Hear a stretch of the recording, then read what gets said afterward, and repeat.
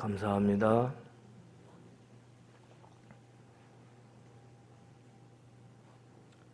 신앙의 인생을 다시 한 번쯤 돌아보게 하는 그런 찬양인 것 같습니다. 우리의 영혼까지 돌보시는 하나님을 늘 바라보면서 살자는 마지막 가사가 영혼을 울리는 것 같습니다. 2월달 생활실 전표처럼 주님을 바라보고 또 주님이 예비하신 그리고 범죄의 구역으로 만들어주신 그것을 바라보면서 우리 모두가 갈 수 있기를 축원합니다. 우리 김성강 권찰님하고 유혜진 권찰님은 아마 여기에서 아기 때부터 성장해서 우리끼리 결혼한 사람이야. 1호야 1호. 물론 형 언니들도 결혼했지만 이렇게 아기 때부터 교회에서 쭉 못된 신앙을 갖고 결혼한 거로 보면 우리 교회 1호 커플 아닐까 이렇게 볼 수 있죠. 의미가 있어요. 그래서 이제 이 부부가 아름다운 사랑을 행복한 삶을 살아간다는 것은 모든 후배들에게도 귀감이 될 수 있는 거고요. 또 교회로도 상당히 의미가 깊은 그런 것이 아닐까 이렇게 생각할 수 있습니다. 여러분들은 어떻게 생각할지 몰라도 목사는 상당히 중요한 우리 교회 역사의 포인트로 보고 있죠. 더 많은 남녀 커플이 교회 안에서 좀 나왔으면 좋겠어요. 딴 데가 찾지 말고 여기서 우리끼리 쪽쪽쪽 좋잖아요. 저도 교회 안에서 쪽쪽쪽 해서 결혼했는데 생판 모르는 사람 사랑한다고 말은 하지만 그 속을 어떻게 알아. 근데 우리 이 교회 패밀리는 다 알잖아요. 좋은 것 같아. 요즘은 벽이 없더라고. 벽이.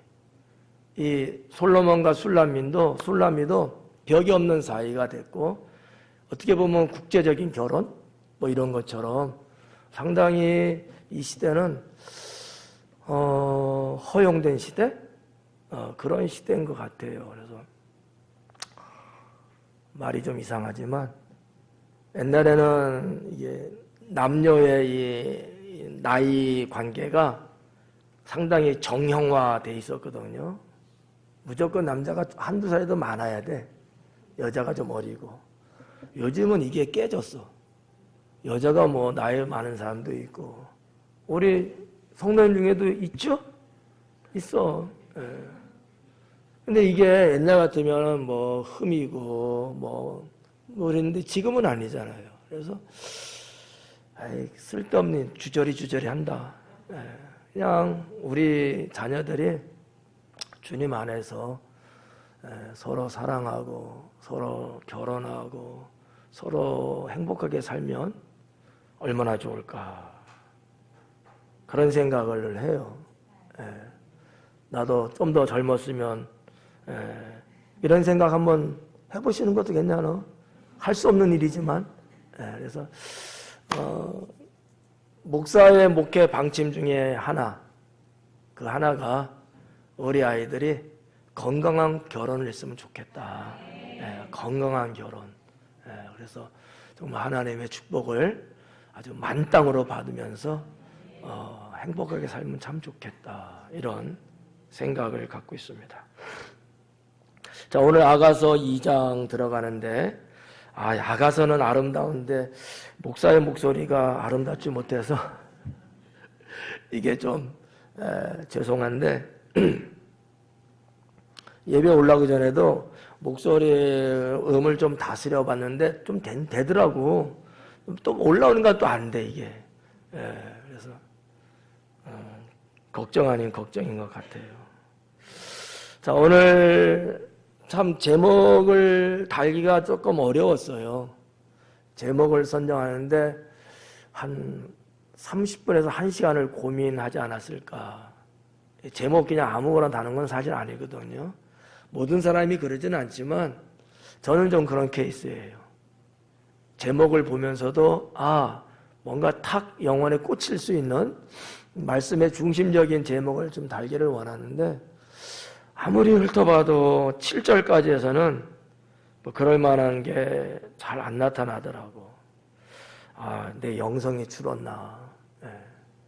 그러다가 마지막에 와닿은 것이 샤론의 수선화였어요. 뭐 그냥 달았으면 훨씬 편했을 텐데 처음엔 이게 허용이 안 되는 거야. 샤론의 수선화? 그러면 골짜기에 백합반은 서운할 것 같고. 그래서 하여튼 좀 망설이고 제목 달기가 어려웠는데 결국은 샤론의 수선화로 결정을 했습니다. 자, 1절에 보니까 그렇게 나와요. 나는 샤론의 수선화요 골짜기의 백합화로다. 술람미 여인이 자기 자신에 대해서 그렇게 정의를 내리고 있어요. 여러분은 여러분 자신에 대해서 뭐라고 소개할 수 있습니까?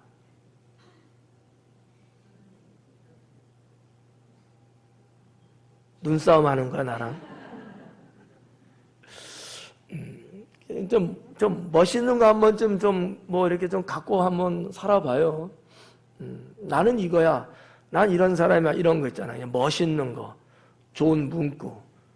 뭐 죄 짓는 거 아니고 나쁜 건 아니니까. 괜찮지 않아요? 한번 오늘 밤에 한번 생각해 보셔요. 뭐 지금은 어쩔 수 없지만 괜찮을 것 같아요. 저는 누가 알아주진 않지만 저 스스로 호를 이야기한다면 저는 백석이라고 늘 생각합니다. 그래서 제가 SNS에도 제가 그렇게 영어 이니셜을 이렇게 쓰고 있어요. 화이트록, 백석이 백석. 이게 성경적으로 보면 신돌이고 우리 주님을 말씀하는 건데 나는 그 주님의 본받은 자로서 나도 역시 흰돌로 나는 산다. 근데 우리 동네가 뭐예요? 백석이에요. 그래서 백암, 바이암자 백석이거든요. 별로 감동도 안 오나 봐. 그러니까 이런 것 좀 하나 정도 뭐 여러분 뭐 홀을 하나 갔든지 아니면 여러분을 간단하게 소개할 수 있는 나는 꽃사슴이야 뭐 이런 걸 갔든지. 아니야? 그러면 노루로 갈까요? 그것도 안 되면 고라니로? 예를 들면 이제 그런 거예요. 술람미 여인이 자기를 그렇게 이제 소개하고 있지 않습니까? 그런데 이 꽃에 대한 것으로 소개를 했어요. 역시 여성인 건 맞아. 그러니까 꽃으로 표현을 하고 있는 거죠. 나는 샤론의 수선하다. 나는 샤론의 수선하다. 샤론에 대해서 백방으로 조사를 해보고 했는데 딱히 자료가 없더라고요. 인터넷에서 자료가 없으면 없는 거고 그래서 고대 문헌을 다 훑어보고 제가 소장하고 있는 책들을 면밀히 좀 살펴봤는데 그래도 별로 안 나와요. 그렇다면 없는 것을 말하는 것은 아닐 거고 이스라엘 그 땅덩어리 이스라엘이라는 나라 안에 지명이 있긴 있어요. 근데 특히 기록된 바는 없더라고요. 그러면 이 사로는 어딜까라고 볼 수 있는데 한 두 가지로 추측할 수 있습니다. 샤론이라는 땅이 있긴 있어요. 지명이 있는데 좀 불분명하고 학자 간에 서로 의견이 좀 엇갈리는 부분이 좀 있는데 한 두 가지인데 하나는 어디냐면 일단 샤론이 무슨 뜻이냐? 샤론이라는 말은 평야 내지는 평지를 말하는 거예요. 그러면은 우리가 저 산골짜기를 향해서 샤론이라 말하는 건 아니잖아요. 그죠? 어딘가 모르게 평야든지 평평한 땅, 넓은 그런 땅을 두고서 여기는 샤론이야 이렇게 말하지 않았을까? 이렇게 이제 추측해 볼 수 있는데, 그것을 두 가지로 보면 어디냐면, 하나는 이스라엘의 욥바라는 데가 있습니다. 예. 베드로가 그 환상을 보고 꿈을 꿨던 그런 장소가 이제 욥바라는 곳이 있는데, 이스라엘 우리 성지순례 가시면 가이사라라고 하는 지중해 해변 갔었죠. 그 밑자락에 있어요. 욥바인데, 여기에서 위쪽으로, 북쪽으로, 그러니까 지중해를 왼쪽에 끼고 오른쪽에는 산맥이 있거든요. 이스라엘의 산맥이. 수요일날 강의할 때 이 부분 설명해 드렸어요. 지중해에서 바람이 불면 이 산맥을 타고 넘어와서 동풍이 이는 거거든요. 그러니까 이 욥바라는 데서부터 위쪽으로 쭉 올라가는데, 지중해와 산맥 중간 사이에 보면은 거기는 많은 곳이 평야를 이루고 있습니다. 이 평야를 이루었다는 얘기는 또 어떤 의미가 있냐면 비옥한 땅이라는 거죠. 척박한 곳이 아니라는 거예요. 그래서 지금도 이스라엘을 도로를 타고서 다니다 보면은 이 부분을 갈 수 있는데, 여러분이 글쎄 좀 역사적으로나 국가적으로는 관심이 있으면 이스라엘의 수도가 뭐 예루살렘이라고 말하기도 하고, 경제적인 수도 하면은 텔아비브라고 말하기도 하잖아요. 있어 아무튼. 지금도 그 텔아비브는 말이죠. 비행기는 공항이 거기 있어요. 지중해 해변 옆쪽에 있는 곳인데 그 일대가 다 평야예요. 아주 비옥한 땅이고 풍성하고요. 그 옛날에도 지금도 마찬가지고요. 그래서 세계적인 모든 경제의 흐름의 한 포인트를 갖고 있는 것이 이 텔아비브거든요. 예루살렘은 종교적인 도시고, 또 뭐 역사적으로 한때 여기를 수도라고 했고, 아마 지난 미국의 정권에서도 여기를 또 이렇게 수도로 옮기면서 세계적으로 좀 시끄러웠던 적이 있었거든요. 아무튼 그럴 만한 뭐 정치적인 이유가 있겠습니다만, 그쪽에 다 100%는 아니지만 많은 땅덩어리가 그런 곳으로 되어 있어요. 물론 거기에도 뭐 광야도 있고 뭐 사막의 모래 부분도 있긴 합니다만, 다른 곳에 비해서 대한민국을 생각하지 말고 그 중동 땅, 팔레스타인이라고 하는 그 땅에 또 볼 때는 그래도 거기가 그런 곳이다라고 볼 수 있다는 거죠. 북쪽은 어디까지 올라가냐? 갈멜산 가보셨죠? 또 그 갈멜산에서 이렇게 내려다 보면은 그냥 완전히 평야잖아요. 쫙. 나랑 같이 한번 이렇게 하면 안 될까? 쫙 평야거든. 그러니까 욥바서부터 갈멜산 북쪽 거의 국경이에요. 거기까지가 쫙 내다보는 평야를 이루고 있는데, 그런 곳을 샤론이라고 이야기하기도 했고, 또 한 군데는 오늘 할 게 별로 없어서 이런 거야. 또 한 군데는 이 요단강 동쪽이 지금의 이제 그 요르단 땅인데, 그쪽을 또 샤론이라고 부르기도 했어요. 여러분이 뭐 공부할 때라든지 역사적으로 보면 골란공원이 있지 않습니까? 그 지역이 샤론이라고 말했다라는 역사도 고고학적으로 있다는 사실이죠. 그러니까 어느 한 장소를 샤론이라고 말했다기보다는 그냥 원어 그 자체로 샤론이라는 말은 평야나 평지를 말할 때 이 단어를 썼다라고 하는 거죠. 물론 그것이 고유 명사일 수도 있지만 고유 명사라기보다는 보통 명사로 쓰지 않았을까. 근데 여기 보니까 샤론의 수선화래요. 수선화에 대한 학명도 그렇고 꽃에 대한 학명이에요. 이게 정확하지 않더라고요. 그 영어 성경을 이게 찾아보니까 장미로 번역을 해놨더라고요. 영어 성경에는. 예. 근데 뭐 그거 외에 뭐 예를 들어서 셉트아진트라거나 헬라어 성경인데 70인 역이라든가 이런 데 보면은 장미라고 하지 않고 그냥 꽃 이렇게 번역을 했어요. 예. 그래서 그냥 보편적으로 꽃이라고 볼 수도 있는데 수선화예요. 한국 성경은 수선화예요. 우리는 수선화 있죠? 예. 우리 마당에도 수선화 있잖아요? 예. 아름답잖아요. 근데 이 수선화가 그 평야에 그 넓은 대지 위에 보편적으로 피는 꽃이래요. 그러니까 대단한 꽃은 아닌 거야. 특별한 꽃도 아닌 거예요. 일반 백성들이 쉽게 어디서든지 만날 수 있는 꽃이라는 사실이죠. 자, 이런 걸 놓고서 학자 간의 생각이 조금 다르더라고요. 술람미 여인이 자기 자신을 향해서 한 얘기인데, 그러면 이 여인은 그냥 평범한 여자라는 건가? 이렇게 보는 학자도 있어요. 또 하나는 제가 생각하는 건데, 자기 자신을 낮추어서 겸손하게 말하고 있는 것은 아닐까, 이렇게 저는 또 생각하고요.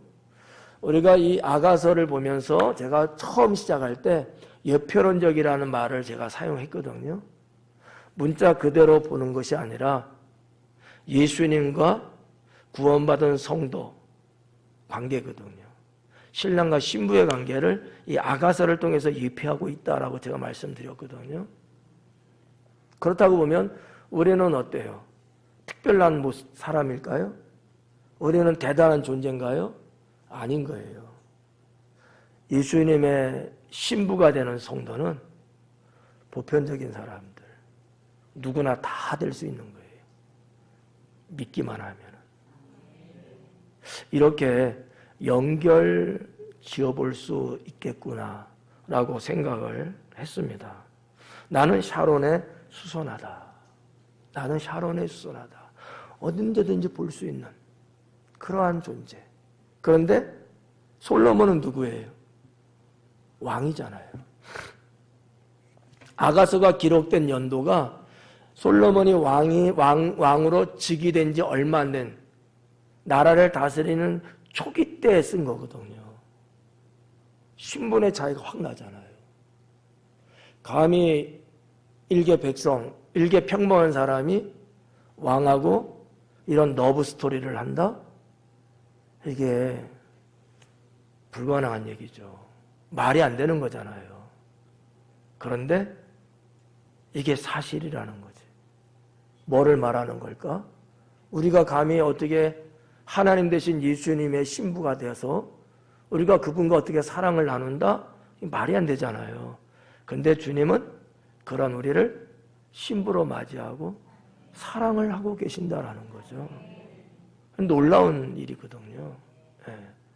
그렇다고 보면 술람미 여인이 자기 자신을 가리켜서 나는 샤론의 수선하다.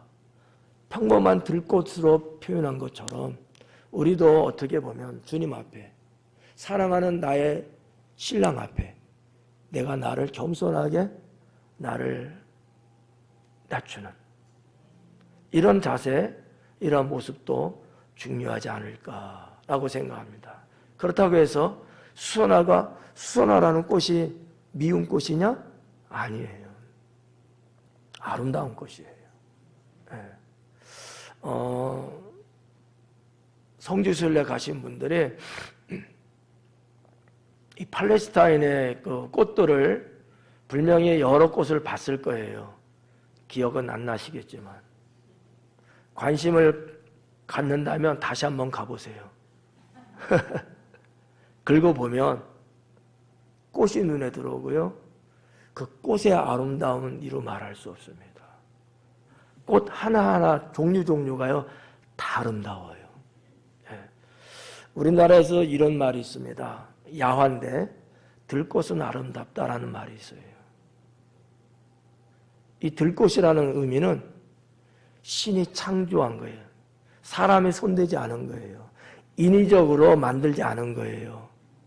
창조주 하나님이 창조한 꽃이에요. 들꽃은 아주 정말 아주 조그만 것서부터 손바닥만큼 큰 꽃에 이르기까지 다 한결같이 아름답더라 라고 하는 거거든요. 예. 별로 꽃에 관심 없으시죠? 있어요? 예, 다행이다.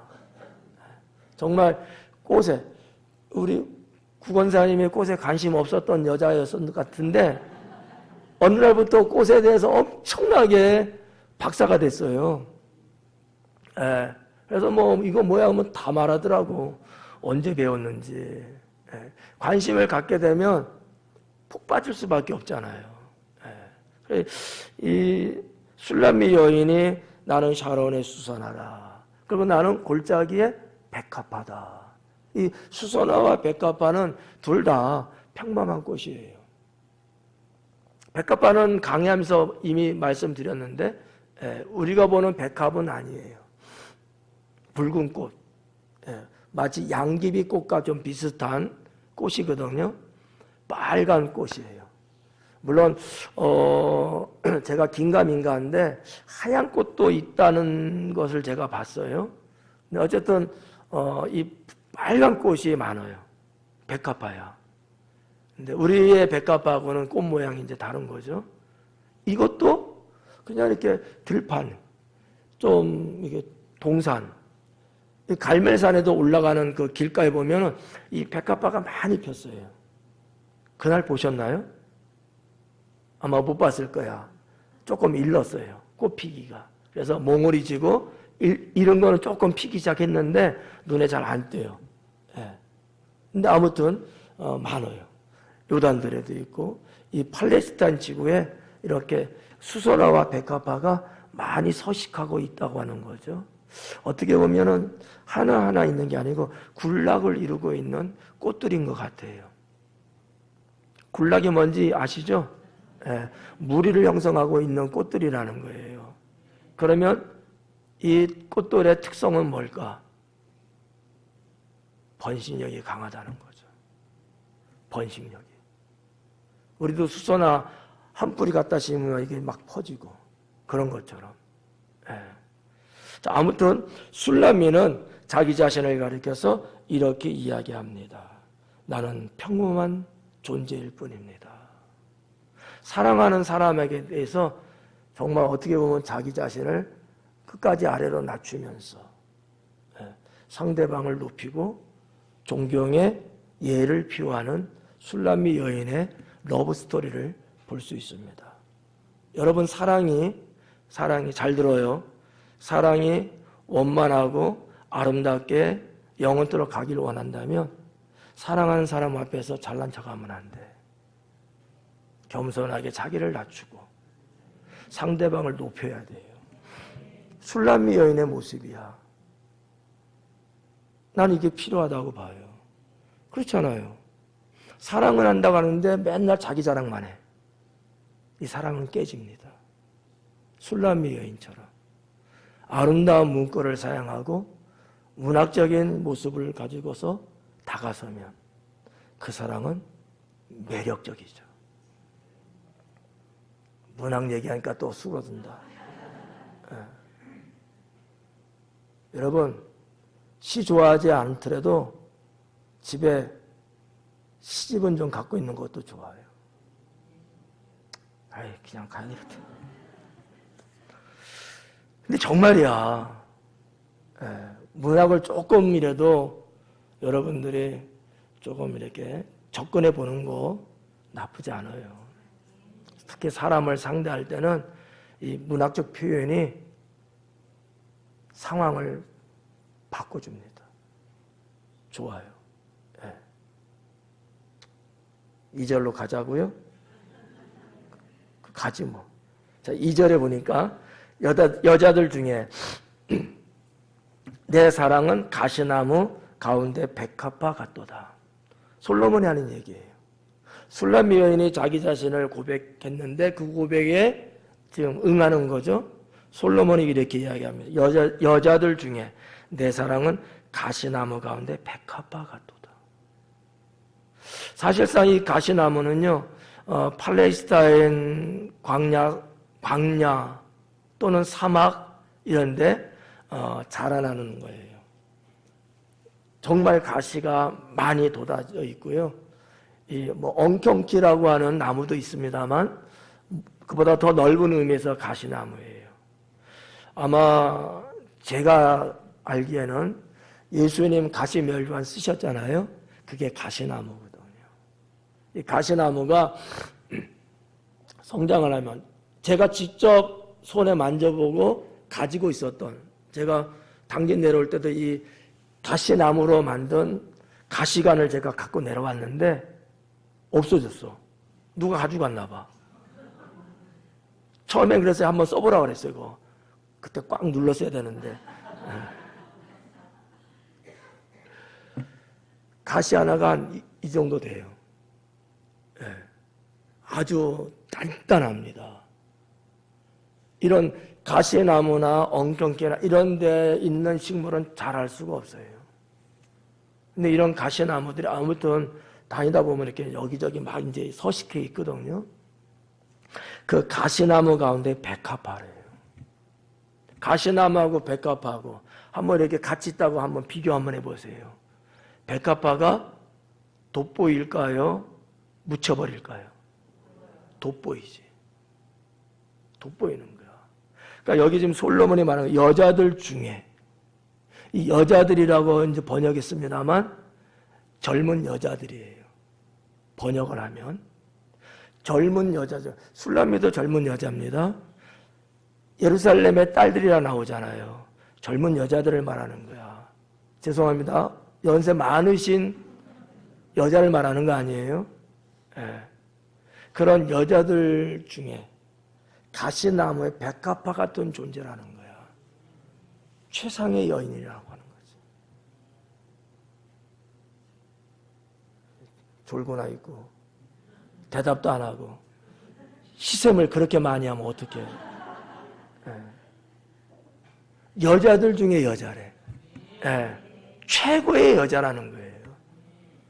이 정도면 솔로몬도 병든 거야. 그렇잖아요?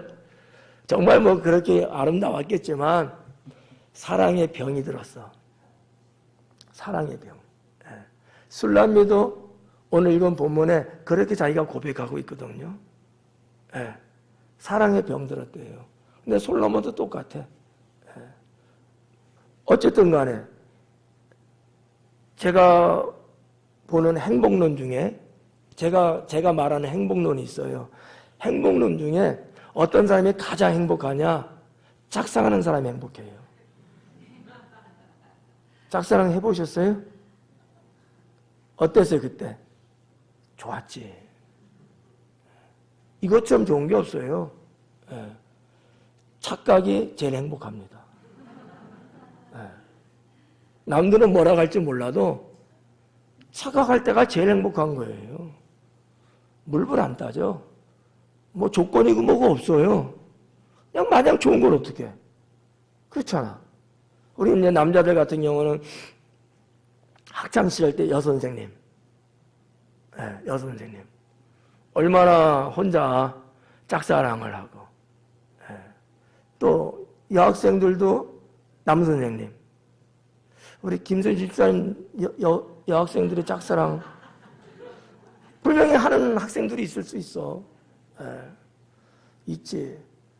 나도 옛날에 내가 가르쳤던 애들 중에 나를 엄청나게 사랑하는 애들이 많았어.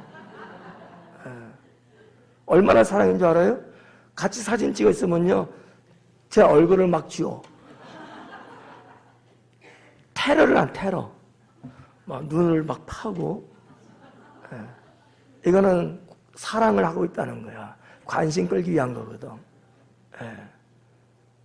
정말 그랬어요. 이영주라는 여자를 만나기 전까지는 주변에 사랑하는 사람들이 여기저기 백합화처럼 있어서. 근데 발표하는 순간 우수수 낙엽처럼 떨어지는 거죠.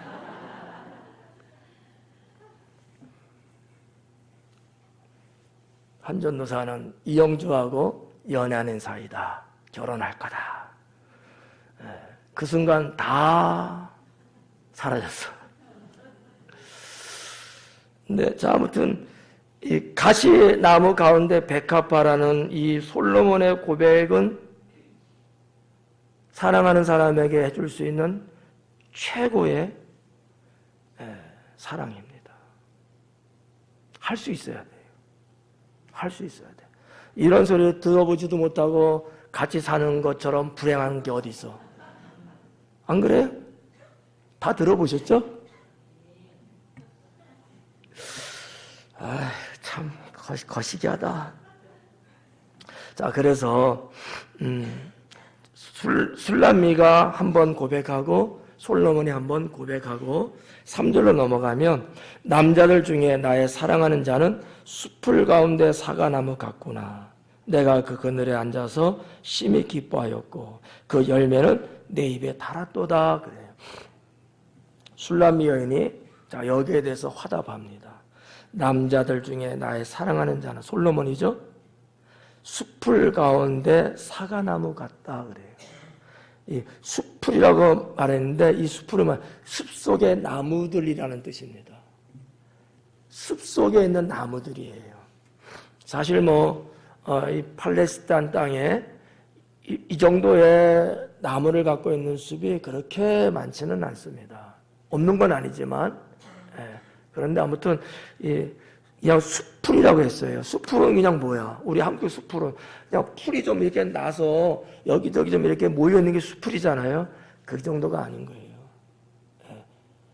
숲을 이루고 있는 숲속의 나무들이에요. 빼곡하게 차 있는 나무들이죠.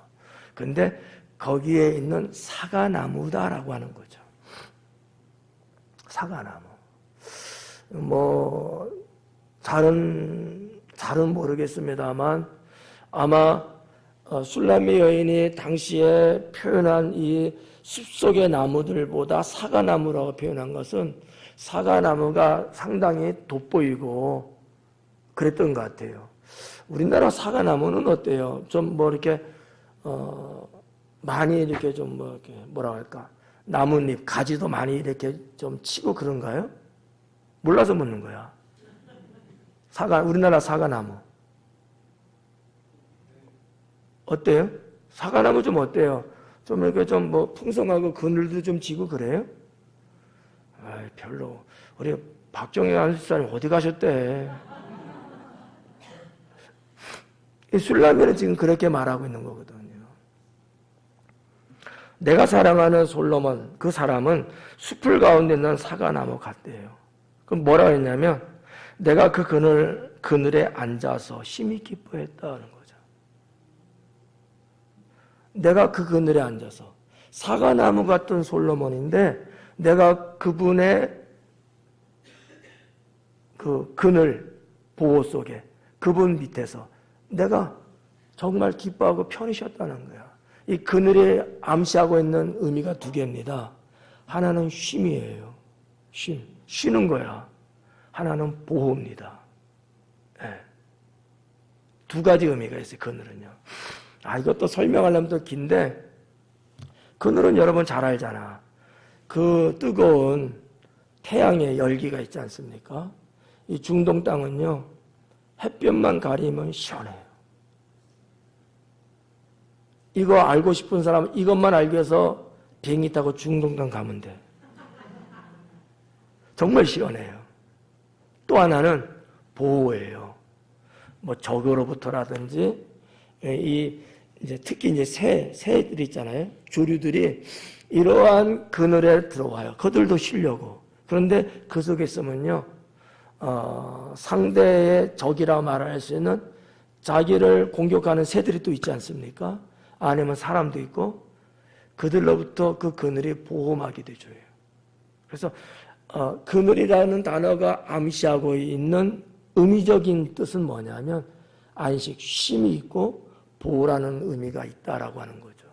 술람미 여인이 솔로몬의 남자로부터 안식을 취하고 보호를 받고 있는 모습을 고백하고 있는 거죠. 그만큼 내가 사랑하는 사람이 듬직했다고 느꼈던 것 같아요. 듬직한 낭군이야. 우리 남자들 어때요? 여러분의 사랑하는 여인들에게 듬직한 역할을 하고 있으시죠? 네?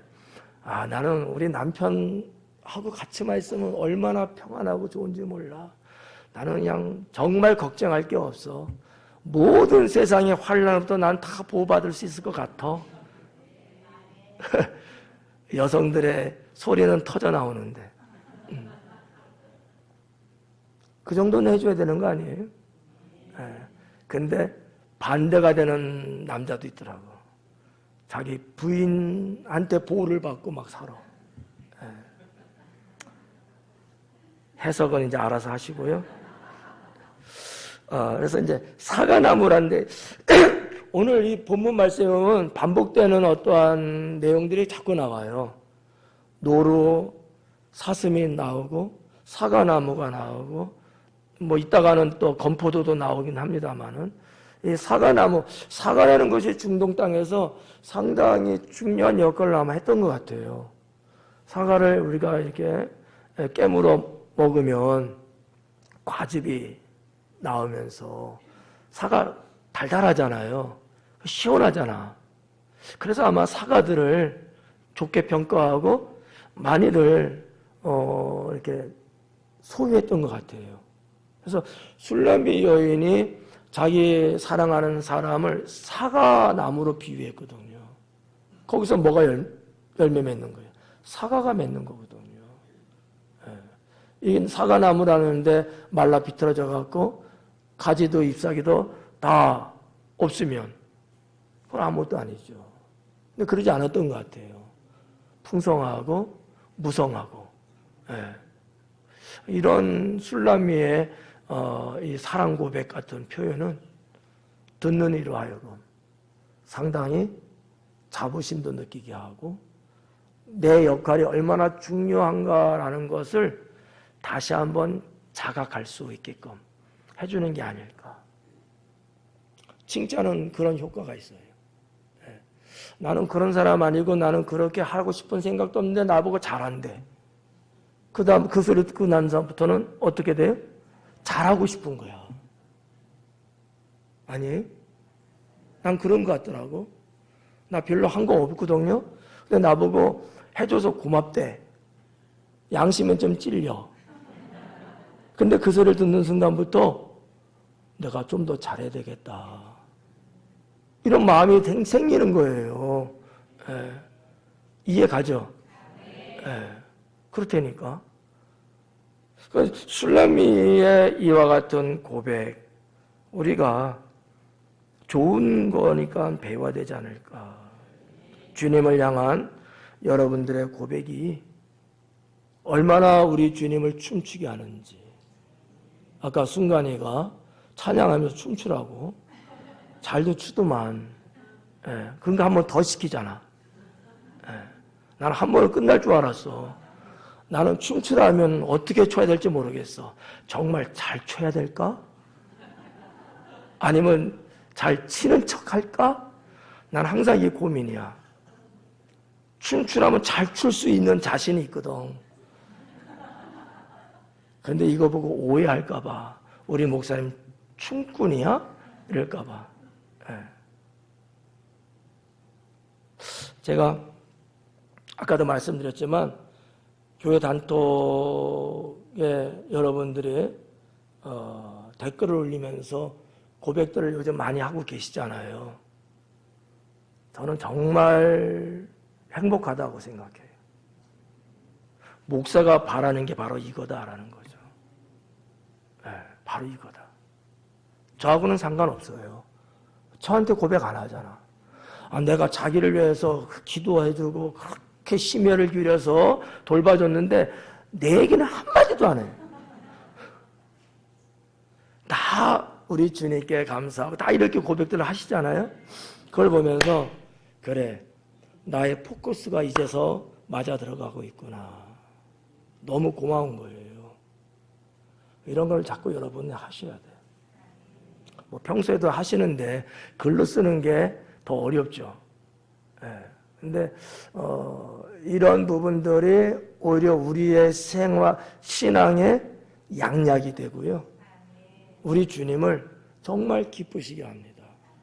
다윗이 법궤가 들어올 때 춤췄대잖아요. 조금 뭐 우리 주님 어떻게 들으실런지 모르지만 우리 주님은 춤을 추실 것이다. 저는 이렇게 믿어요. 너무 기뻐서. 너무 기뻐서. 한 영혼이 구원받는 것처럼 기쁜 게 없지만 구원받은 그 영혼이 나에게 이 구원의 감격을, 은혜의 풍성함을 이렇게 고백해 준다면 우리 주님이 얼마나 기뻐하실까 라는 생각이죠. 그래서 여기 보니까 심히 기뻐하였고 그 열매는 내 입에 달았도다. 사과가 달았대요.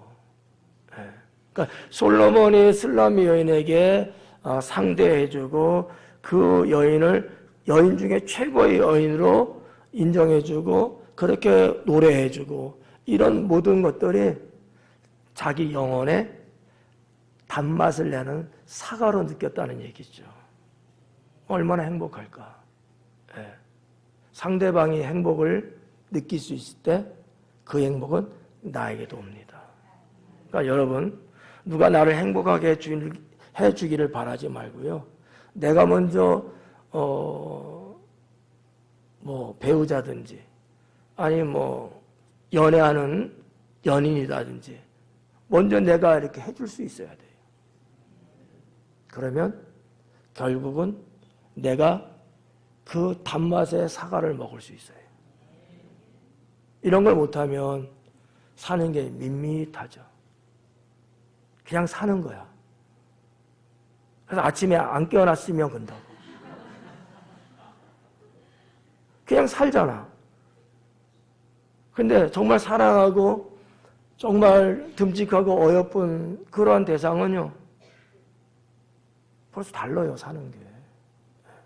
그러니까 우리가 이런 부분들을 정말 내 삶의 어떠한 그 한 느낌, 감정 이런 거로 정말 여러분 삶 속에서 해보셔야 돼요.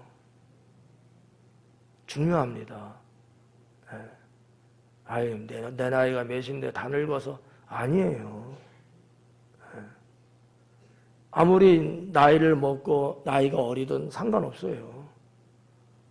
내가 사랑하고 같이 살고 있고 이러한 존재적 관계라면 뭘 못하겠어요. 그런 얘기 들은 적이 있어요. 어느 아빠가 방구를 꼈대요. 그때만 그 딸이 싫어했겠어요? 좋아했겠어요? 싫어했겠죠? 근데 나는 아빠의 방귀를 사랑해. 왜요? 아빠를 사랑하니까. 그게 진짜 사랑이에요. 아니, 나한테 좋은 것만 사랑하면 그게 진짜예요? 그건 아무나 하는 거예요. 그러니까 내 상대방이 객관적으로 볼 때는 좀 추하고 조금 더럽고 뭐 혹시나 그런 것이 있을지라도 그것마저도 사랑할 수 있어야 되는 거예요. 주님이 말씀한 사랑이 그거거든요. 사랑은 그래서 가려주고 덮어주는 거거든요. 근데 제가 어느 집 또 이야기를 들어보니까 아유, 방구 꼈다고요? 거기다 페브리즈 막 뿌렸다, 엉덩이에다. 있었던 얘기예요. 부인이 방구를 뿡 꼈대. 그랬더니 남편이 아 하면서 페브리즈로 부인의 엉덩이에다 막 뿌렸대.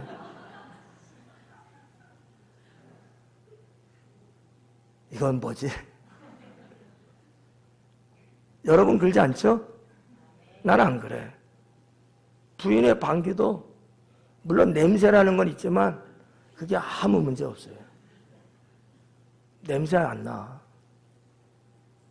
아유, 목사님 또 거짓말하네. 그렇게 쳐다보는 것 같아. 사랑은 그런 거라는 거죠. 사랑은. 예. 여러분, 우리가 세족시 가지 않습니까? 더러운 발이잖아요. 제가 뭐 들은 바에 의하면 남편이나 아내로부터 한 번도 발을 씻김 당해본 적이 없대요. 근데 목사가 여러분 발 세족시 하면서 씻어드리잖아. 구역장에 또 구역 식구들을 하잖아요. 난들 더럽지 않겠어요? 근데 더럽지가 않아요. 사랑스러울 뿐이야. 사랑하니까. 이해가요? 사랑은 그런 거다. 사랑은 그런 거다. 4절에 들어가면 그가 나를 인도하여 잔치집에 들어갔으니 그 사랑은 내 위에 깃발이로구나. 그래요. 그가 나를 인도하여 잔치집에 들어갔대요. 이 잔치집이라 번역된 게 잔치집도 맞고 다르게 번역하면 포도주의 집이거든요. 포도주의 집이니까 당연히 이것은 잔치집을 말하는 거예요. 나를 사랑하는 사람이 술람 여인이 하는 얘기입니다. 솔로몬이 자기를 잔치집으로 데리고 갔대요. 어느 잔치집인지는 모릅니다. 근데 제가 그냥 추측하건대 이제 오늘 말씀 끝나고 8절, 9절, 10절로 넘어가면요. 솔로몬과 술람미 여인이 혼인에 대한 의미적인 말씀들이 나와요. 그러면 이 잔치집이라는 얘기는 혼사를 치르기 위한 본인들의 집을 말하는 것은 아닐까? 다시 말해서 솔로몬 왕이 술람미 여인을 부인으로 맞이하기 위해서 받아들인다고 하는 이런 어떤 시적 문학적 표현 아닐까? 이렇게 한번 생각을 저는 해봅니다. 누구네 잔치집이 아니고 그럴 수도 있지만 뭐 누구라고 안 나왔으니까 이것은 한 여인을 자기 집안의 사람으로 받아들인다고 하는 의미를 말하는 게 아닐까. 왕가예요. 백성의 집입니다. 이거는 옛 시대로 말하면 성사될 수 없는 관계잖아요. 혼인관계가. 그런데 그걸 받아들이고 있다는 거죠. 뭐 여러 주석도 보고 살펴봤는데 아무도 말하는 사람은 없었어요. 저는 이렇게 한번 해석해 보는 거죠. 왜? 뒤에 혼인에 대한 말씀이 기록되고 있으니까. 여러분들의 찬송으로도 그렇고, 우리 함께 가자라는 찬양 있잖아. 그게 여기에 들어가 있는 거거든요. 함께 가자는 얘기는 결혼을 말하고 있는 거예요. 그래서 자, 아무튼 잔치집에 들어갔으니 그 사랑은 내 위에 깃발이로다. 잔치집에 들어갔대요. 어떻게 보면 혼사가 성사되는 거야. 그랬더니 뭐라 그래요? 그 사랑은 뭐예요? 솔로몬이 술람미를 사랑하는 그 사랑이에요. 내 위에 깃발이로다. 깃발은 표식이기도 하지만 이 깃발은 원어적으로 뭐냐면은 군대에서 보통 깃발을 이렇게 갖고 있잖아요. 군대들이 다. 뭐 노마 군대도 있고 어느 군대들이 다 있어요. 대한민국 오늘날 현대도 다 있거든요. 깃발이 알리는 거예요. 근데 이 깃발이 뭐예요? 여러분이 잘 알고 있는 깃발. 니씨 뭐라고 해요? 승리. 그게 깃발이에요. 깃발. 깃발이란 말이에요. 그걸 우리는 승리라고 번역을 하는 거죠. 여기서 깃발은 저는 이렇게 해석합니다. 강인함, 확고함. 솔로몬이 술람미 여인을 사랑하는 것이 술람미 여인 위라고 하는 의미는 생명이에요. 그분의 인격이고 그분의 삶이에요. 그 생명 위에 깃발 같대요. 나를 사랑하고 나를 보호하고 나에게 있어서는 누구도 감히 해할 수 없는 든든한 내 편이라는 거죠. 솔로몬의 사랑이 그렇다는 거예요. 그러니 여러분 술람미 여인이 얼마나 마음이 든든하고 행복하겠습니까? 그렇잖아요. 여보 뭐 좀 해줘. 아유 안 해. 당신 해. 이런 남자는 빵점이야. 아유, 내가 해야지. 당신이 왜? 비켜, 내가 할게. 이런 남편이 진짜야. 힘들고 위험한 일이잖아. 남녀 평등이라고? 맞아, 그러네. 남자도 하고 여자도 하고 다 해? 그건 또 아니지. 어떻게 여인들 어떻게 생각하셔요? 남편이 힘들고 어려운 거 해주는 걸 좋아해요? 아니면 어쩔 수 없이 내가 해야 되는 거야? 거봐. 이럴 때 남편에 대한 신뢰가 쓰는 거예요. 아, 이 남자가 정말 나를 사랑하는구나. 아, 이 남편이 정말 나를 보호하는 능력이 있구나. 이거를 느끼는 거예요. 술래면이 하는 얘기야, 지금. 여러분, 주님과 여러분의 관계는 어때요? 여러분이 막 환난이다, 곤고함이다, 막 등등의 인생에 이 폭풍 치는 이런 것을 가는데 주님이 그래, 네 인생 네가 살아. 그러겠어요? 내니 두려워 말라. 내가 너를 도우리라. 우리 주님 그러시잖아요. 네. 이런 거를 우리가 보는 거지. 주님은요, 우리가 험하고 힘들고 역경을 겪고 곤고한 중에 있고 이럴 때 주님은요, 강한 능력의 두 팔로 우리를 붙잡아 주시고 우리를 그 험지에서 구원해 내주는 그런 주님이시에요. 그냥 그래 너 그랬지? 네 한번 해봐. 죽나 사나 보자. 이런 분 아니에요. 만사를 제쳐놓고 상황이 급박하면 급박한 대로 주님은 여러분을 구원하시는 하나님이시다라는 거죠. 그러면 여러분 어때요? 그 주님을, 예수님을 믿는데 듬직하지 않아요? 뭐가 두렵겠어요? 그 주님이 나와 함께 하시는데 내가 힘들어서 아파서 신음하는데도 그걸 통해서도 주님은 나를 도와주시는 분이셔. 야, 이 사랑이 얼마나 대단하냐 라는 거예요. 도와달라고 말할 때까지 뒷짐지고 있는 남편.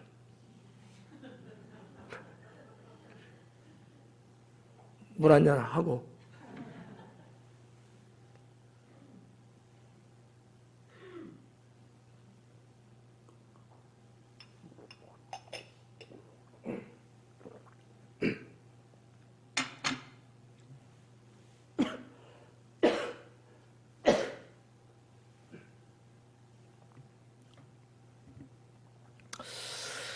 자, 아무튼 오늘 말씀을 보면서 주님과 나의 관계, 또 나와 내 배우자의 관계, 사랑하는 사람과의 관계, 이런 거를 한번 살펴볼 수 있지 않을까라고 생각합니다. 5절에 보니까 너희는 건포도로 내 힘을 돋고 사과로 나를 시원하게 하라.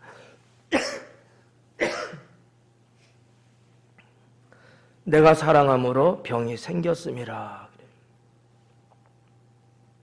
오늘 여기까지만 할까요? 시간이 많이 갔어. 할 게 없었는데.